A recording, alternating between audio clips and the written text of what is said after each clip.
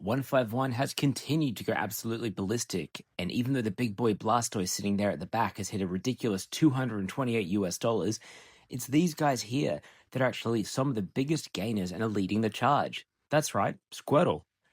So the Squirtle AR is just a normal art rare. Is obviously just the first part of that evolution line for that big boy Blastoise. And even though the SARs and the Pikachu have all gone up in price as well, it's this run-of-the-mill art rare that never really got that much love that's gone crazy. So 3 months ago, you could have picked this up for, what, $50, $60? It was never a cheap card because people do love Squirtle. But my goodness, you won't be able to pick up a near mint copy for less than $120, and it's gone up even more than that as well recently if you check eBay solds.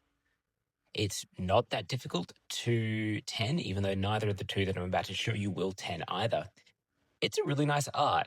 I wasn't sold at first when it came to the holo itself, because you can see that holo pattern. You'll be able to see it shimmer across and then compare it between that and the Japanese version, which I have at the back there as well.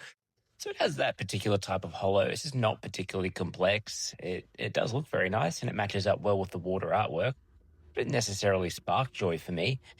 But I tell you what is sparking joy for me right now. $120. Absolutely outrageous. So this one has a little bit of whitening in the corners, so it's actually pretty clean otherwise. They both are very clean, but they've got enough whitening on them that I don't think that they're 10. The Japanese version, I just picked this one up recently from a friend who has a Whatnot stream.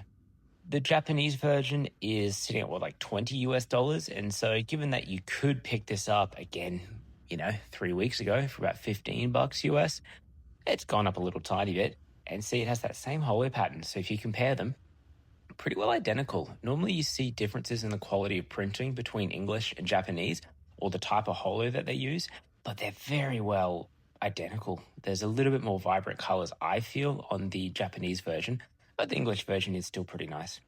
The Japanese hasn't gone absolutely ballistic yet. I don't know if it will, because again, it is just an art rare, and there are quite a few of those in every box. But people seem to be cottoning on to a cheap alternative to getting the 151 art rares is to get them in Japanese. So those boxes that have sat stagnant so long at a fairly high price, but about $200, maybe a little bit less, are also on the rise as well. That one actually is kind of gradable, but I won't because I don't really care to grade my Japanese art rares. Very, very nice. The Blastoise, with its unparalleled growth, really should be slowing down, but it's showing absolutely no signs of it. The SIR, see that Zapdos in the back there? Definitely still underappreciated and hasn't seen the same growth that the other ones have.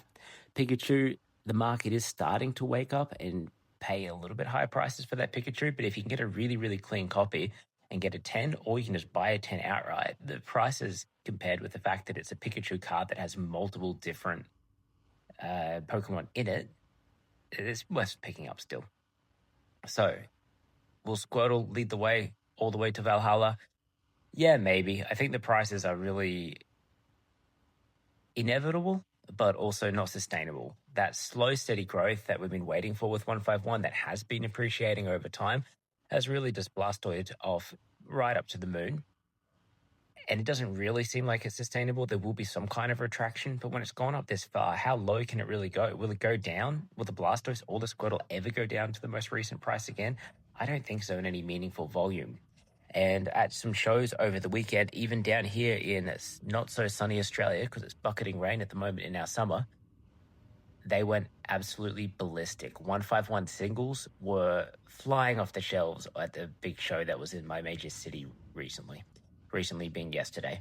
You just couldn't get them. Like, if you weren't an early bird, you weren't able to pick them up from vendors because they'd just been bought out. People were basically throwing whatever sticker they wanted onto English 151 and they were flying. Everything sold. So I don't think the 151 hype is over, and a reminder to hold on to your reverse holos as well, because those 30-cent cards are going to be worth, honestly, quite a bit of coin in the future, maybe $5 or so.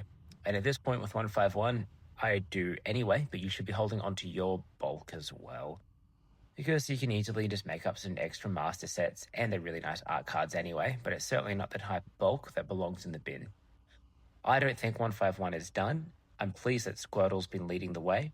Do you think the Blastoise is going to continue to go up to the moon? Do you think Squirtle's hit its new peak now at 130 US dollars? Let me know in the comments below. And thank you to all of the new subscribers. I really appreciate you joining along.